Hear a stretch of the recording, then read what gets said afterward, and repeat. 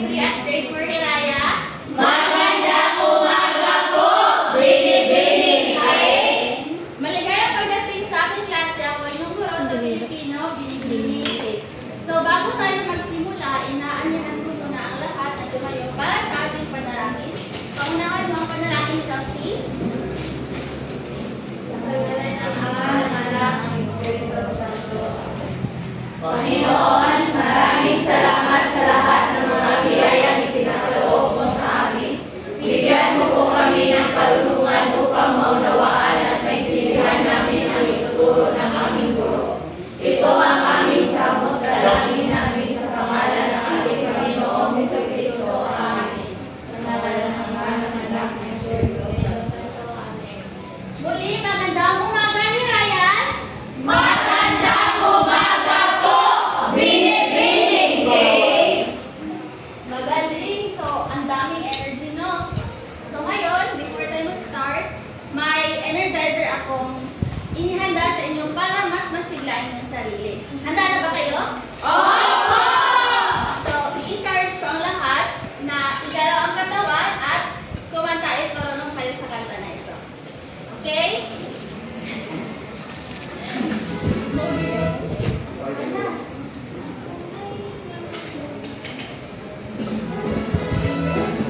Igalaw ang katawan. Nakaiulodar. Igalaw! Pag hindi ka galaw, teacher.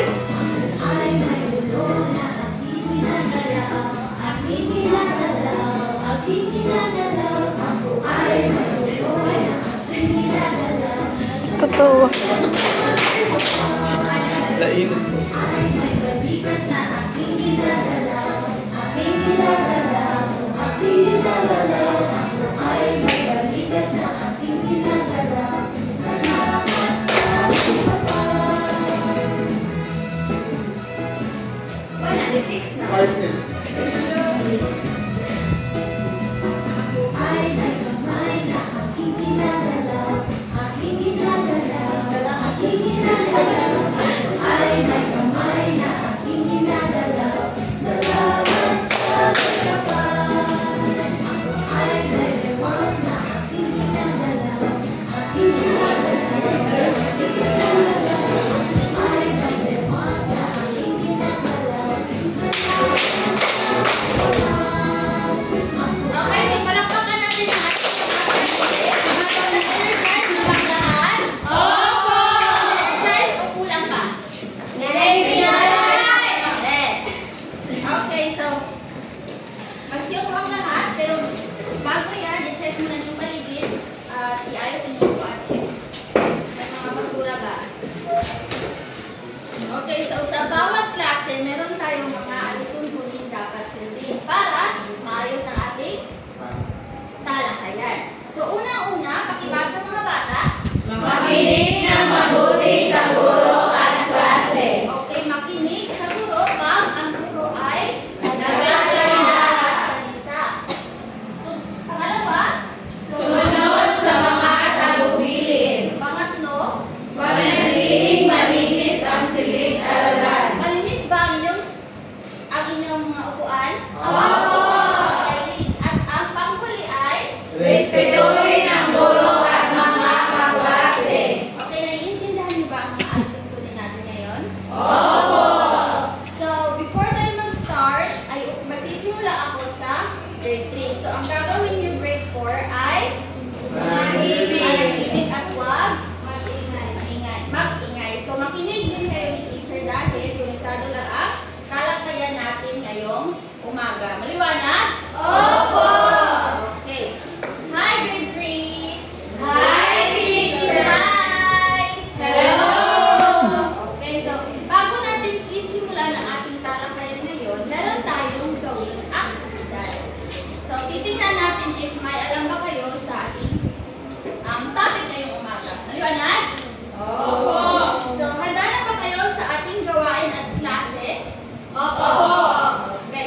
So, ang aktibidad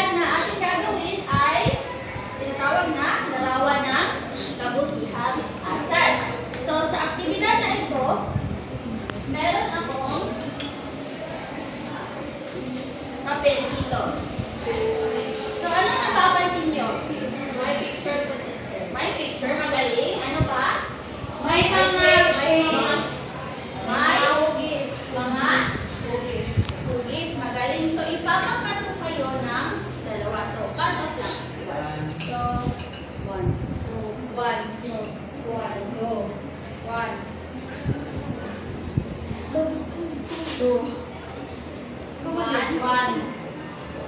Okay, sige. Pumunta na kayo sa inyong grupo. Pakibilis na. Alis dire. Pumunta na kayo. Dito ang group 1, tapos doon ang group 2.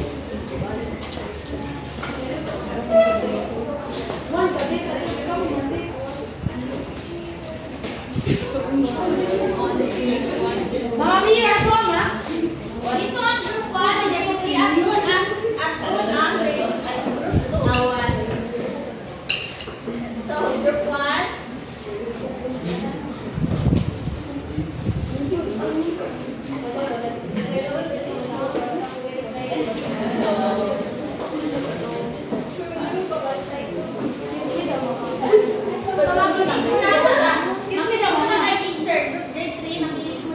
Pakibasa ng inyong gagawin. Sa loob ng 2 minuto, mag-brainstorm ang bawat grupo ng mga magagalang na salita maaaring gamitin sa sitwasyong ipinapakita sa larawan. Isusulat nila ito sa mga hugis sa paligid ng larawan sa malikhaing paraan. Naiintindihan ba ang binasa? Oo. Sa loob ng 2 minuto, mag-brainstorm kayo ng mga posibleng salitang magagalang na ipinapakita sa larawan. So, merong example ito. Basa? Saan kayo pupunta?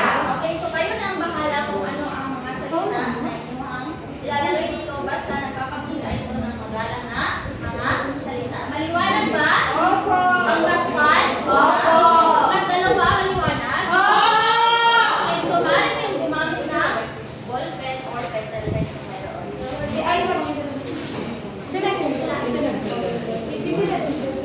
So, bibigyan na kayo ng 2 minuto.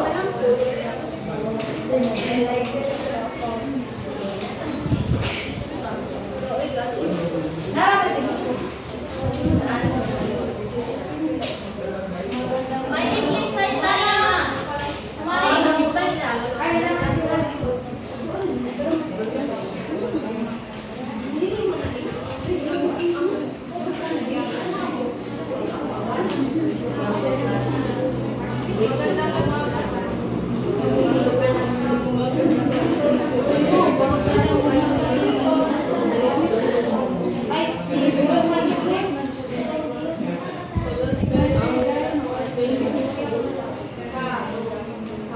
Ready na ba?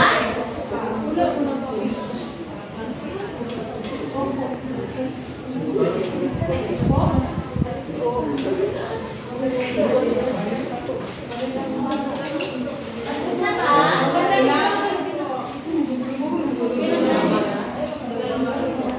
Magandang hapon.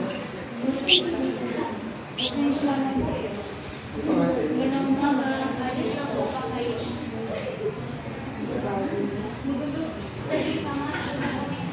Tapos na ba? Kayo ay tapos na. Pakimasalan yung mga sagot.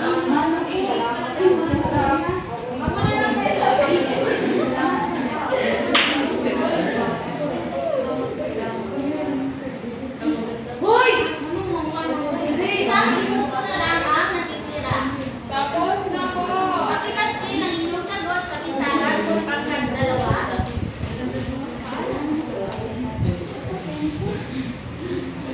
Uy, wala.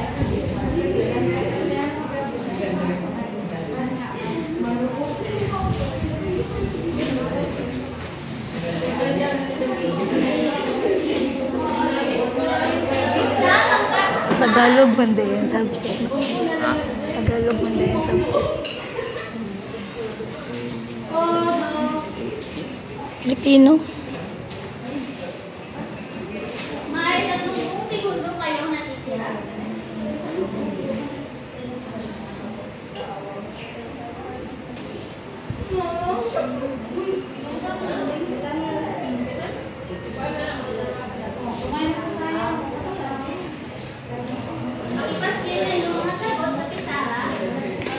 Okay,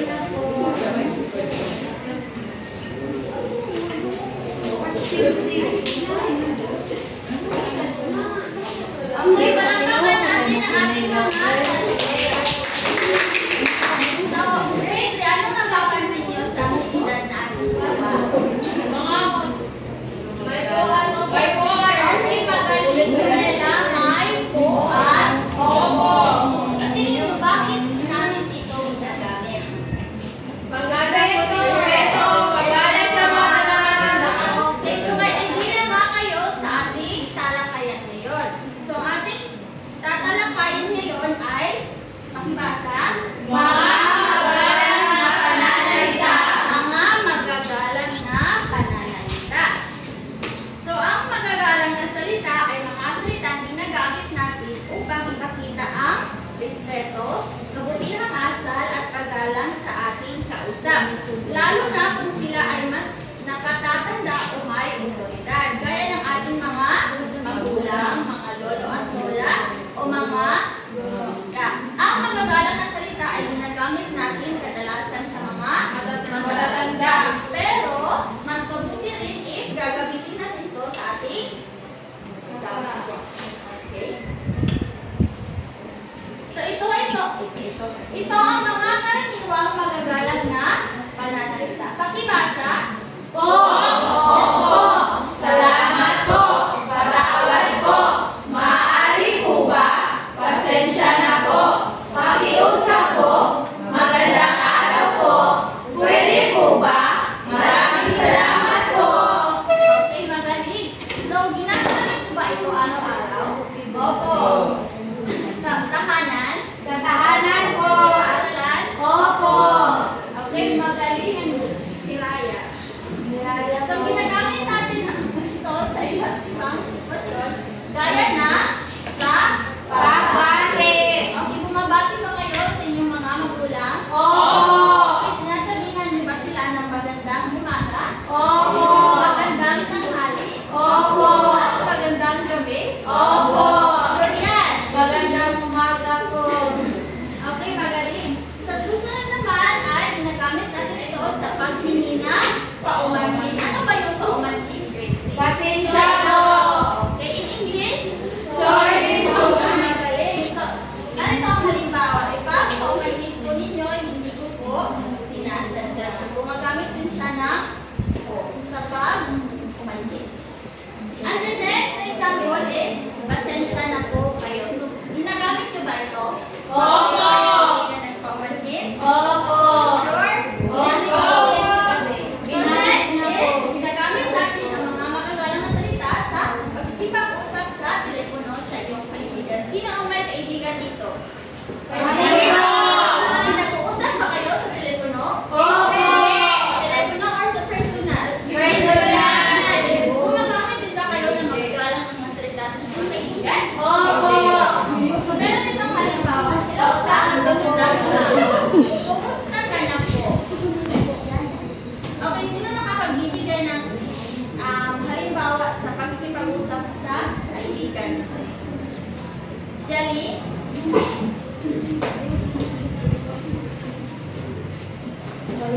Kumusta ba? Teacher.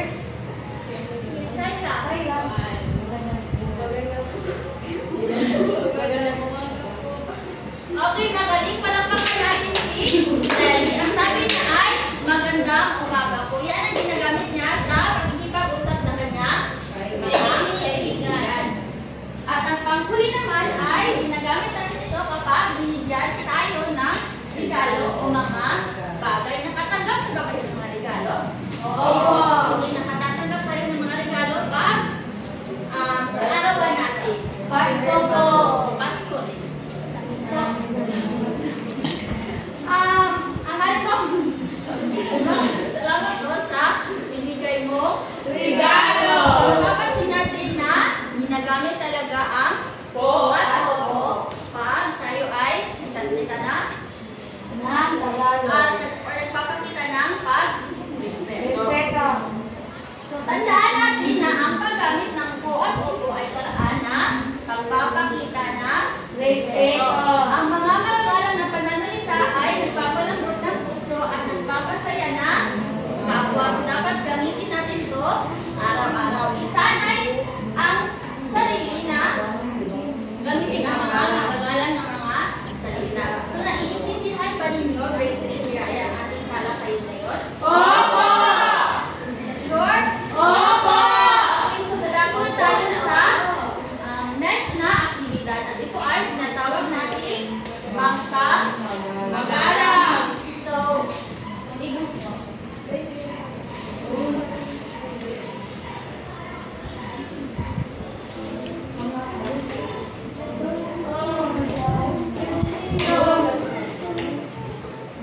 So, sa same na group is magagawa kayo ng linya dito sa gitna. Group to.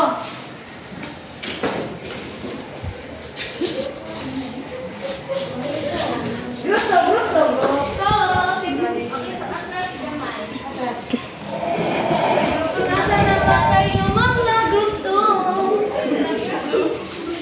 Alin po to?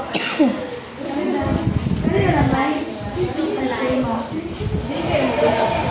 Uy, ay sir, katong camera mo.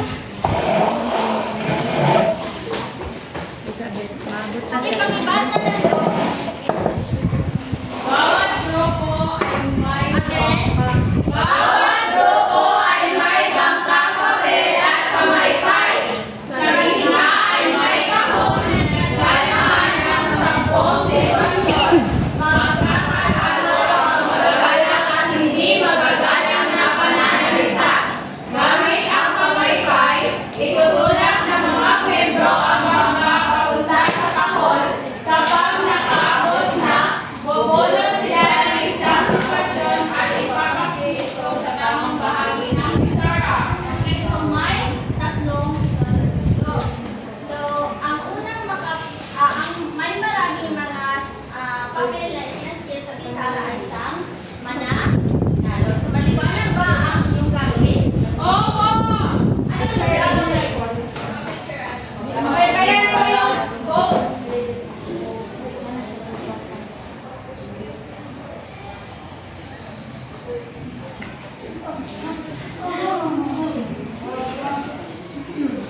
Teacher, tulungan ko po kayo.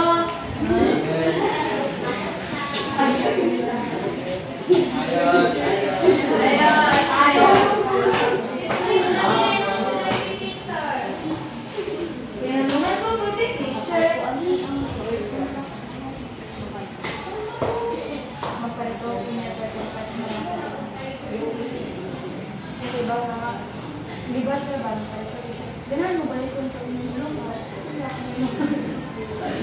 So, pakibasa na aking pinaskil sa bisara.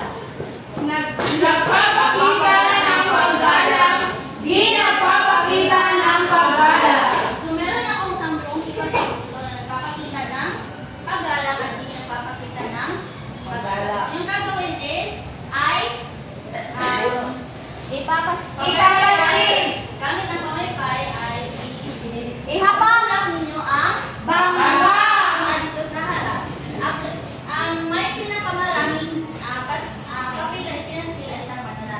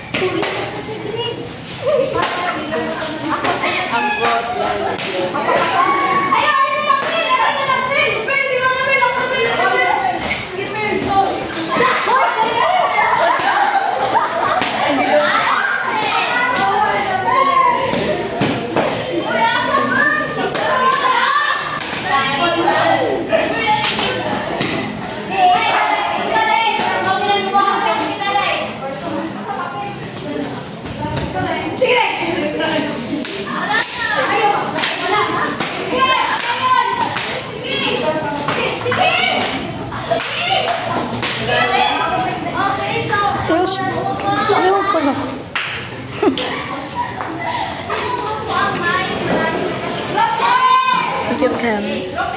Kita daw. Pantay ako! Sino ba yun?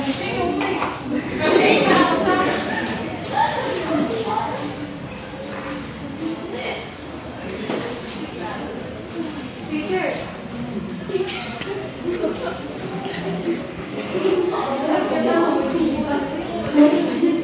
Tama ba? Napita na? Opo! Ano yung babas ko? So, nagpapakita ba ng paggalang ang pangungusap na ito? Oo! Bakit? May May po. salamat. Pangalawa? May nagandito. Kasi? May pagbati. Okay, sa pangatlo? Opo. Sa pangapat? Opo. Naghihingi ng pamanin. At sa panghuli ay? Nanghihirapon. Nangihingi rin ng Pamanin. may po. So, hindi ito nagpapakita ng paggalang dahil wala Pinakilala niya ang ano po, tanda po. at tanda. Okay, magaling ang Marie. At pangalawa, hindi ko na po problema yun. Hindi niya pinaproblema po. Okay, hindi nagpapakita ng pag-respeto at pag-galang. Concern. Pero, gumamit siya na Po. pero hindi ito nagpapakita ng Paggalang. pangatlo naman, Hindi ko kailangan ang payo mo po. ayaw niya. Hindi rin nagpapakita ng pag-galang. At ang pang-apat, Wala makikinig sa'yo. at ang panghuli, Umalis ka pa dyan. okay, so palakpakan natin ang ating mga ng ating talakayan. So, kumuha ng isang kalahating papel at sasagutan mo.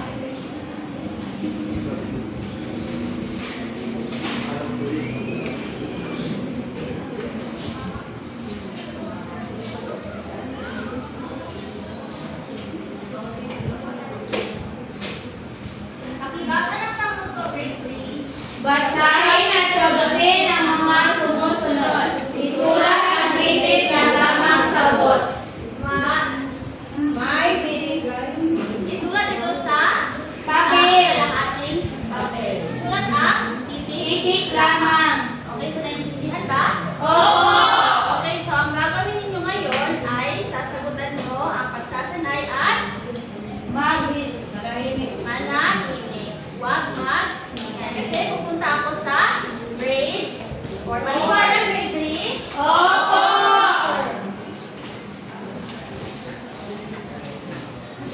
Hi! Hello. Hello! Okay, so para mas mapupawin mo ang mga sarili, meron tayong aktibidad na gagawin. Ang title ay Saan ako nararapat?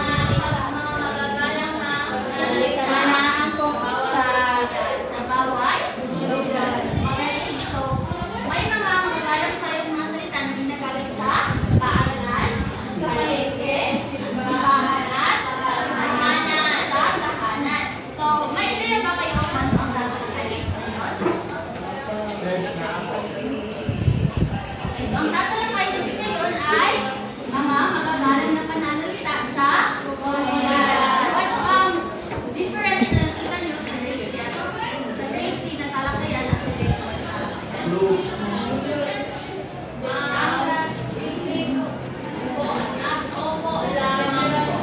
Okay, magaling, MJ, at lagi. At sa pang-apat ay may hinihanda. So, bilang mga mag-aaral, araw-araw tayong nakikipag-ugnayan sa maraming tao. Tama, hindi? Tama! Sa bahay, paaralan, palengke, simbahan, at iba pa. Pumupunta ba kayo ng simbahan? Oo! How about sa palengke? Opo! So, mahalaga na marunong tayong gumamit ng magagalang na pananalita upang maipakita ang ating respeto at pagiging maayos na kausap. So, mahalaga ba na gagamitan natin ng mga magagalang na salita ang pakikipag-usap sa ating kapwa? Opo! So, ang magagalang na pananalita ay ginagamit hindi lang sa salita, kundi pati sa tono at kilos. Ito ay mahalagang bahagi ng ating pagkatao bilang isang mabuting Pilipino. So, hindi lang sa salita natin pinapakita ang ating paggalang sa ating kapwa, kundi pati sa ating tono at kilos. So, ito ang mga karaniwang halimbawa na magagalang na pananalita. Pakibasa grade 4. Parawan po, maaari po ba? Pakiusap po, makikiraan po, salamat po, magandang araw po, pwede po ba? Pasensya na po, paalam po. Okay, so sa napapansin nyo, ang po at opo ay ginagamit. So,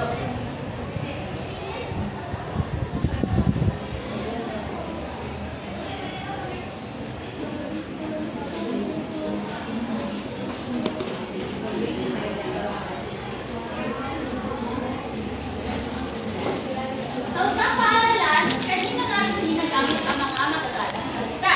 Pakibasa. Principal, Pupunod sa kanyang mga klase. Okay, so meron tayong halimbawa nito. Pakibasa grade 4. Magandang umaga po, Ginang Pugay. Maaari po ba akong lumabas? Patawad po, nahuli po ako. Salamat po sa pagtuturo. Opo, gagawin ko po agad. Ginagamit mo ba ang mga pangungusap na ito pag kayo ay nasa paaralan? Opo!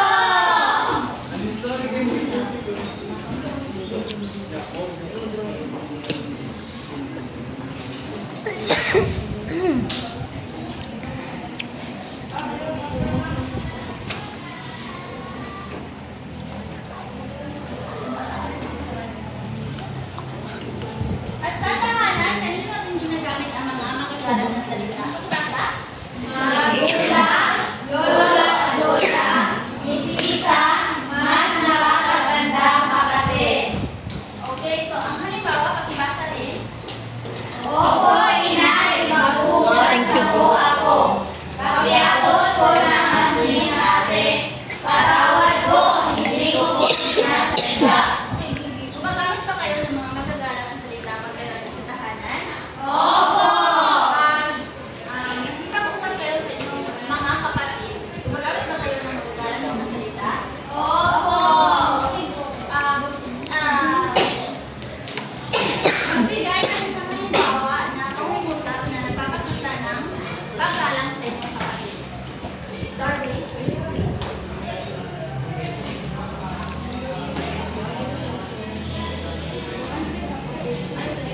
Laila? Pakiabot po ng remote.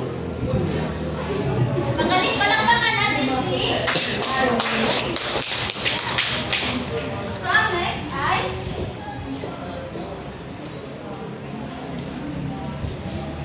sa palengke.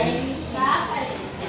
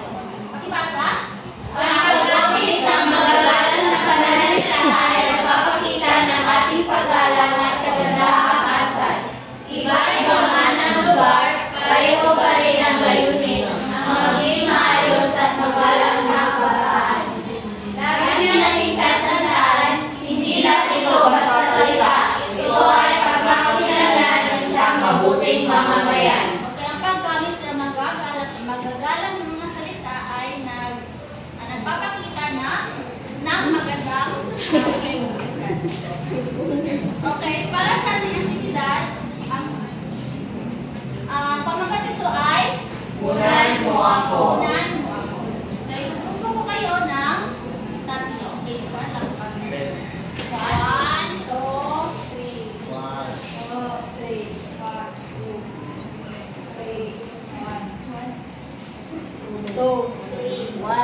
2. Okay, so pumunta sa inyong grupo. Dito ang pangkat una, doon ang pangalawa, at ang pangatlo. Go!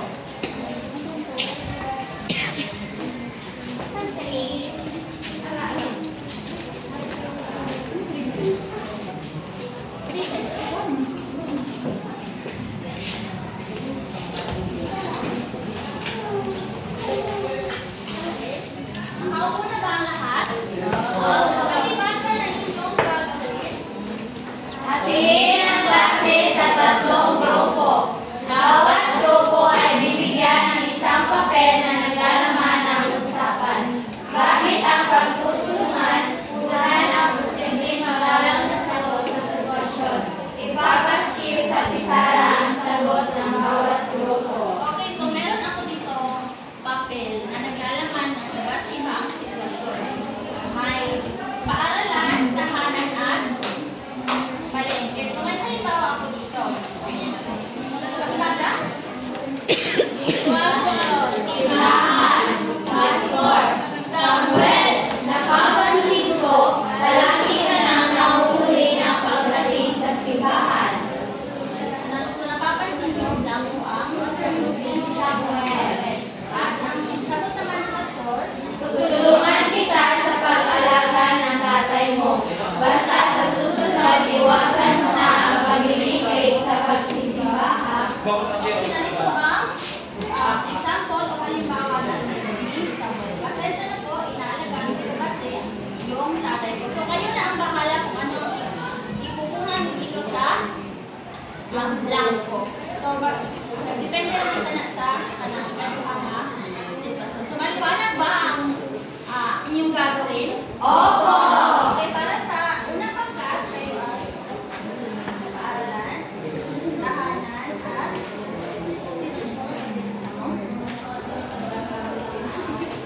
okay, sino walang pen?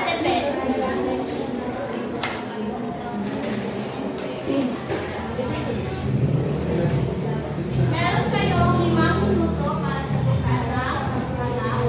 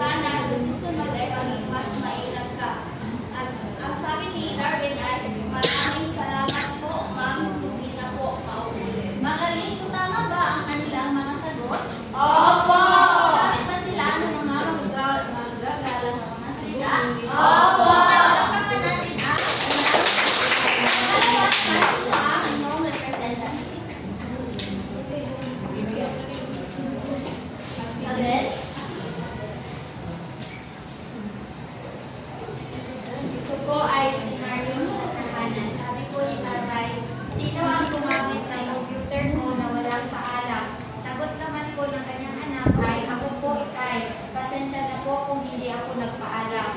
Sabi ng kanyang tatay, dapat ay nagpapaalam muna anak. Sagot naman po ng anak niya ay, opo, ikay, hindi na po mauulit. Sabi ko, ang po at opo ay nakikita, pag-alam. Okay, palagpakan natin ang ikalawang pangkat. At ang panguling pangkat naman, sino ang inyong representative? Joy Joy?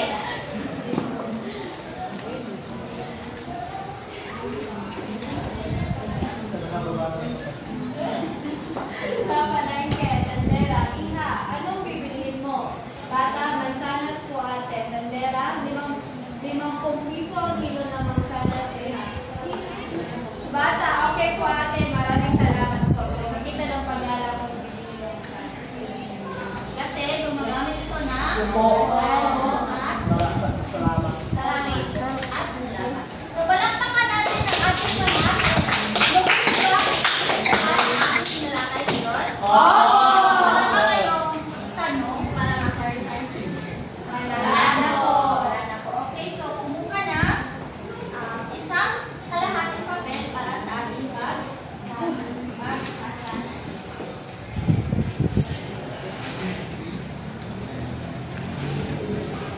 Paano ba din? Pakibasa ng panuto, balik ang apat. Basahin ang bawat sitwasyon. Piliin ang tamang salitang dapat gamitin, isulat ang titik. Sa isang kalahating papel, isulat naman ang iingay na masabi ng map. Okay, so, huwag muna kayong maingay kasi pupunta ako sa ikatlong salita. Liwanag? Opo. Hi! Hello!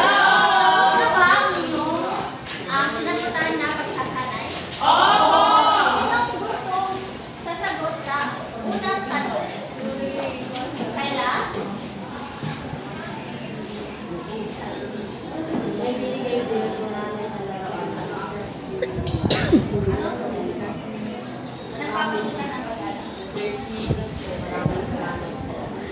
Check. Sa pangalo pa naman, sino ang gustong sasagot? Sharon? Tinawag ka ng guro para sumagot. Ano ang sasagot mo? A. B. Opo. Tama ba? Bakit? Dahil may opo, teacher. Okay, magaling. Sa pangatlo naman, Chelsea. Nabunggo mo ang kaklase mong si Sarah. Ano ang sasabihin mo? Letter B po, teacher. Paunahin po, hindi po sinasagot.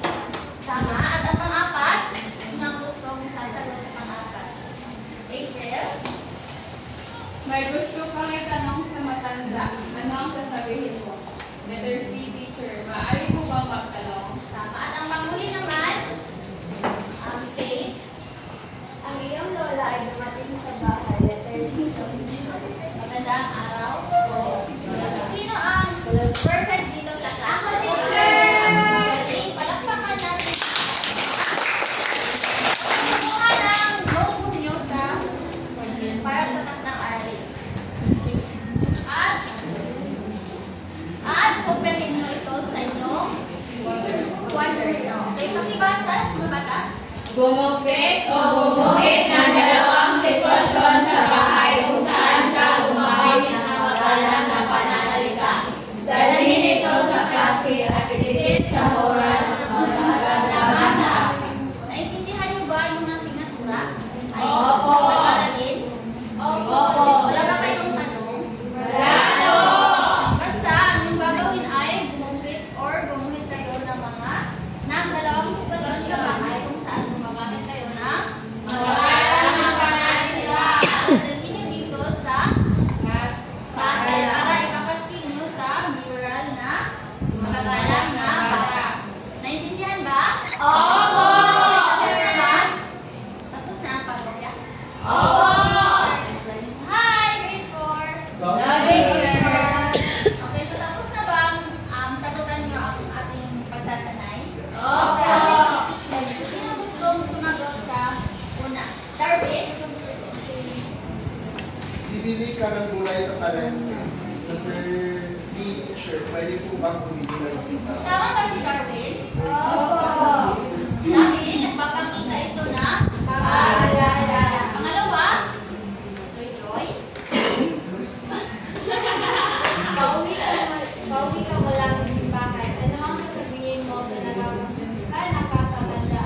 Okay, ingat po kayo.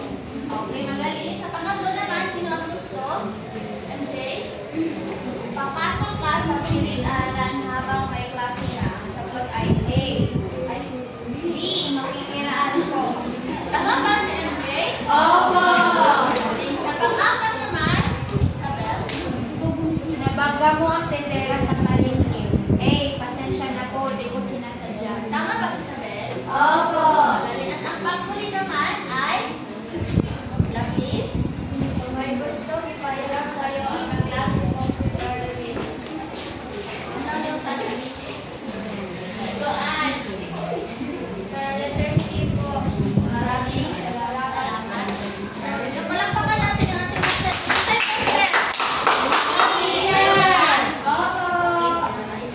So, para sa inyong tangtang aralin, pakibasa. Bumuo ng listahan ng 5 magagalang na pananalita na naririnig mo sa bahay o komunidad. Sa bawat isa, isulat kung sino ang nagsabi at kailan ito sinabi. Ilalagay niyo ito sa inyong quadrant. Maliwanag? Opo! Okay, so.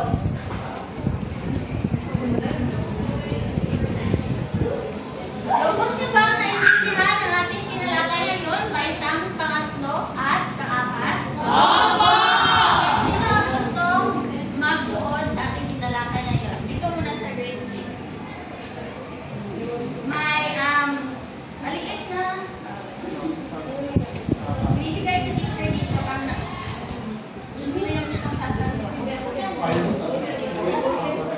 Okay, Shane? Aming tinalakay ngayon, teacher, ay tungkol sa mga magagalang na pananalita. Pwede gamitin ang mga Himala, tahimik si Amari eh. Ay, Amay. Sabay price. Okay, magaling palakpakan natin si Sige, Shane. sir.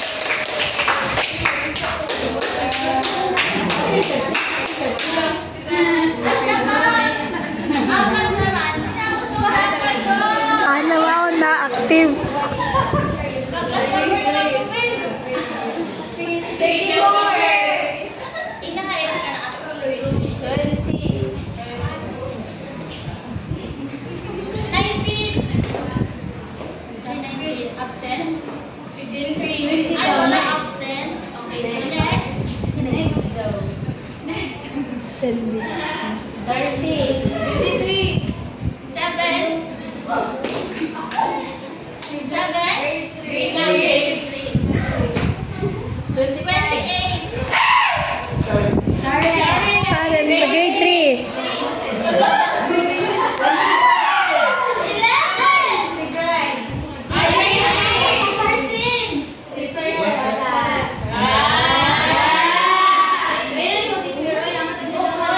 Sasakay daw ang mga Sasakay.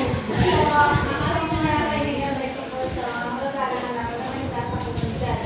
So, meron apat na klase ng komunidad. Ito ay palengke, paralan, simbahan, at tahanan. Ba't ibang klase ng komunidad, maaari tayong gumamit ng magagalang na mga salita katulad ng po at opo, paunin po, at paggalang sa mga nakakata sa atin at kung huwag panang humingi tayo na ako ang